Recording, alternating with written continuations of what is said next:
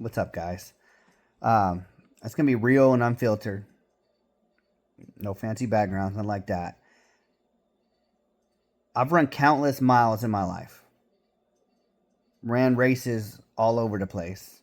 Marathons, 5Ks, 10Ks, you name it, I've probably done it with the exception of a triathlon. I've trained athletes to conquer their fears of running and to conquer their miles. But the hardest marathon I've ever faced is the one I'm facing right now. It doesn't involve a single step, no running. It started years ago overseas, and it culminated in January with an ACL surgery. For years, decades, running was my anchor. It's what I did to clear my head. It's what I did to relieve stress. It's what I did to get a good workout in, stay in shape. Even after my injuries overseas left my knees aching, the military looked at them and they said, yeah, the pain is service related, but we're going to give you 0% disability, which is fine. Let me clarify this. I didn't care about the money. I just wanted the pain to go away. I still don't care about the money. I just want the pain to go away.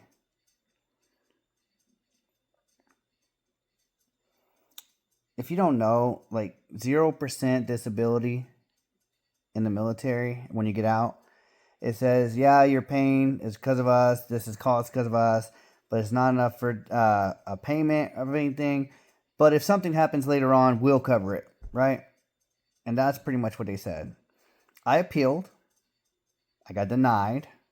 And I kind of just figured that's the way the VA worked. And I just gave up on it. Mind you, I was like 26 years old, right? I was young. Didn't really think much of it. So the pain was always there. It's always like a dull roar that I try to silence with ibuprofen every few hours. Now, my wife finally convinced me to give the VA another try after, I don't know, about 3 years, I guess.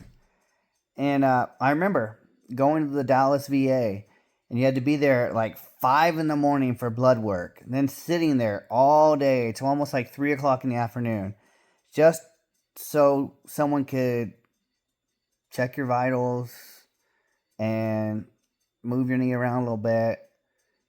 Handed me these big, bulky, ugly, disgusting knee braces, one for each knee, and another prescription for 800 milligram ibuprofen. What a complete waste of a day. And again, I gave up on the VA. But I couldn't give up on running. I'd pushed through miles, my knees swelling up to the size of a grapefruit, forcing me to take ice baths and compression socks and sleeves just to run again a day later, maybe 2 days later, depending.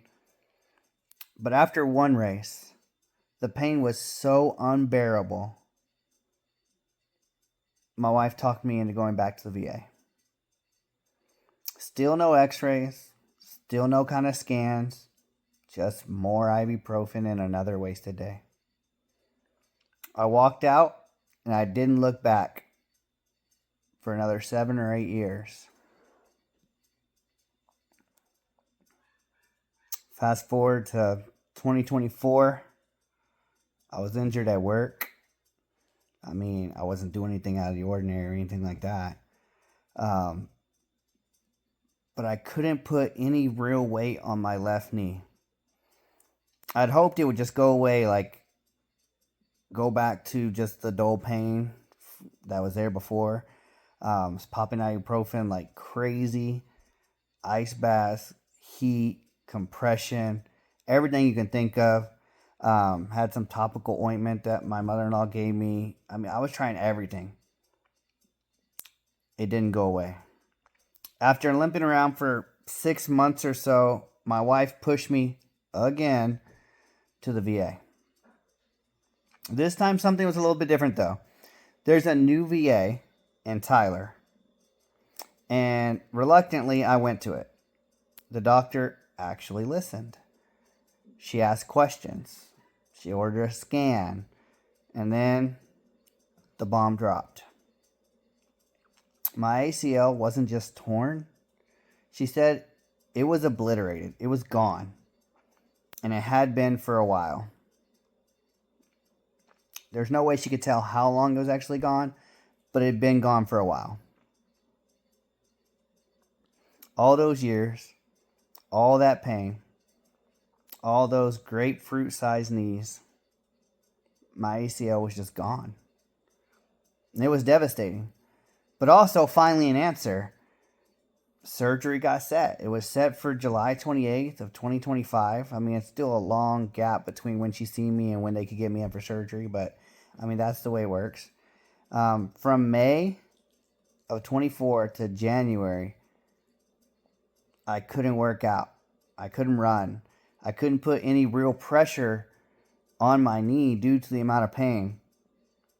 My running life was completely on hold. So the surgery came.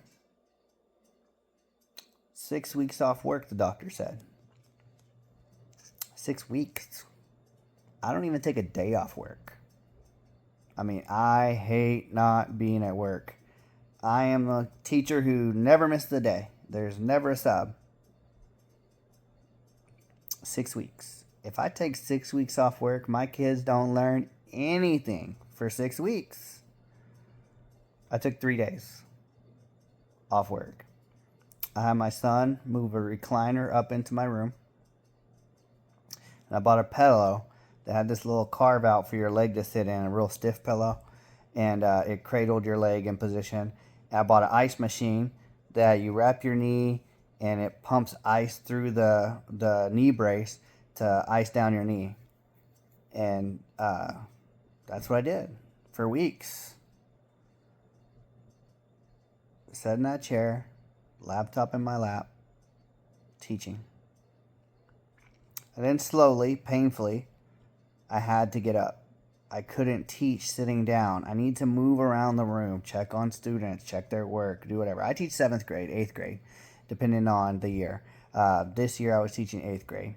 And my students and I had a pretty good relationship. They were really respectful for the most part, whatnot. But it's a disservice to them if I'm just sitting there the whole time. Physical therapy began. I went religiously. But the VA only approved 15 visits. Meanwhile, I'm getting conflicting messages. My surgeon saying my knee is textbook perfect. He did a great job. He should take a picture and put it in a textbook. I can get back to almost anything except extreme cutting like football or soccer. But my physical therapist is saying, no way, don't even think about it, ease into it. He's got me walking and scooting around, using my legs to move around and lifting up on my heels, and it's painful. It's extremely painful. And I mean, I couldn't run if I wanted to. It doesn't even matter what the doctor says because I can't run. I can't even jog without pain. Here we are now in July. I've gained 31 pounds and I still can't run. The athlete in me, the runner, the coach, is desperate to figure out a new way forward.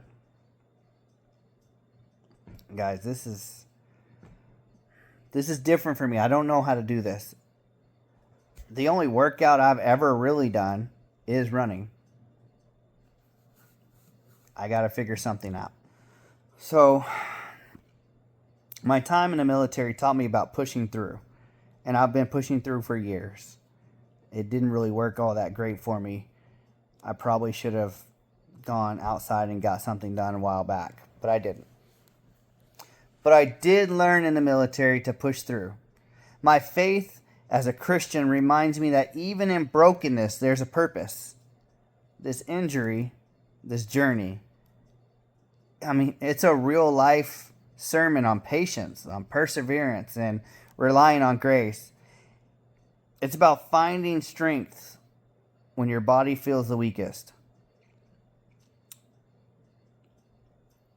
My kids, they see it all. My wife, she sees it. The pride in me says I can still do this. And I do things I shouldn't be doing. Just today, I was outside tilling up the yard. Now, our yard is hard clay, and that tiller is bouncing everywhere. My knee is in excruciating pain, and I was only out there for maybe an hour total with like 3 breaks in that time frame. But my kids are seeing me struggle. My wife's seeing me struggle. They see me push myself. And they gripe at me a lot about it. My daughter might even playfully outrun me right now, you know. But they also see me adapting, finding new ways to stay strong, new ways to lead. My wife, she's been my constant advocate and my strength. This isn't just about my recovery and me getting back to who I was, but it's about a family journey and getting back to the dad and the husband that I want to be. So, this isn't the end of my story. It's a turning point in my life. The hardest marathon isn't always about speed or distance. Sometimes it's about enduring the fight for care, facing devastating truths, and finding the will to rebuild when everything feels broken. I can't run right now, and I don't know when or if I'll ever truly hit the pavement again. And that's hard to think about. But I will find a new way to stay in shape, a new way to push my limits, a new way to run this hardest marathon. If you're going through your own long fight, your own physical or emotional recovery, know that you're not alone. We're stronger together. So I am going to record this journey. I'm going to post it on YouTube and TikTok. And together, we're going to get through this marathon. Guys, if this story resonates with you, if you want to follow me and support me on this journey, hit that like button, subscribe, follow, whatever. And if you want to encourage each other, down in the comments, put down what is your hardest marathon right now. What are you going through that you need support with? Let's work this together. Probably starting tomorrow, I'll probably post my first workout. It's not going to be pretty. It's just not. I'm a runner. I got to figure everything else out. As always, guys, stay real and stay unfiltered.